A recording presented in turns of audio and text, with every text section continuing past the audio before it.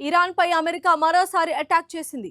America అధ్యక్షుడు Donald Trump హెచ్చరించినట్లుగానే Iran పైన US military మరోసారి విరుచుకుపడింది. మిడిల్ ఈస్ట్ లో ఉద్రిక్తతలు పీక్ స్టేజ్ కు చేరిన వేళ ఇరాన్ సైనిక స్థావరాలే లక్ష్యంగా అమెరికా వాయుసేన రెండో విడత భీకర దాడులు జరిపింది.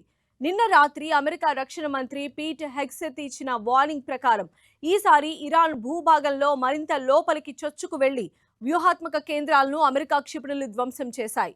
మధ్య ప్రాచ్యంలో యుద్ధ జ్వాలలు మరింత తీవ్ర రూపం దాల్చాయి. అంతర్జాతీయ నౌకాయానాన్ని వేధిస్తే ఊరుకునేది లేదని హెచ్చరించిన ట్రంప్ ప్రభుత్వం ఇరాన్ పై తన సైనిక చర్యను మరింత వేగవంతం చేసింది.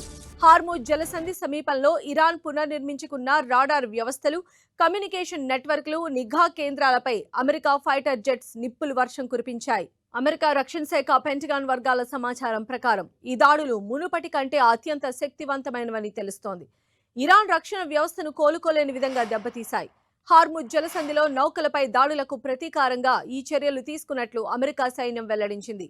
హార్ముజ్ జలసంధిలో నౌకాయాన స్వేచ్ఛకు ముప్పు కలిగించే ఇరాన్ సామర్థ్యాన్ని మరింత బలహీనపరిచేందుకు తమ బలగాలు దాడులు చేశాయని యుఎస్ సెంట్రల్ కమాండ్ ప్రకటించింది. అమెరికా తీసుకున్న ఈ వరుస దాడుల నిర్ణయంతో ఇరాన్ తీవ్ర ఆగ్రహం వ్యక్తం చేస్తోంది. తమ సార్వభౌమాధికారానికి భంగం కలిగిస్తే ఊరుకునేది లేదని, అమెరికా చర్యలకు తగిన బుద్ధి చెప్తామని ఇరాన్ సైన్యం కూడా హెచ్చరిస్తోంది. ఈ క్రమంలో అరేబియా సముద్రంలో మోహరించిన 20కి పైగా అమెరికా యుద్ధ నౌకలు పూర్తి అలర్ట్ మోడ్లోకి వెళ్లాయి. మిడిల్ ఈస్ట్ లో నెలకొన్న ఉద్రిక్త వాతావరణాన్ని అదుపులోకి తెచ్చేందుకు యుఎస్ సెంట్రల్ కమాండ్ బలగాలు రంగంలోకి దిగాయి. అంతర్జాతీయ నౌకాయాన మార్గాలకు రక్షణ కల్పిస్తూ ఏకంగా 20కి పైగా అమెరికా యుద్ధ నౌకలు మిడిల్ ఈస్ట్ జలాల్లో మోహరించాయి.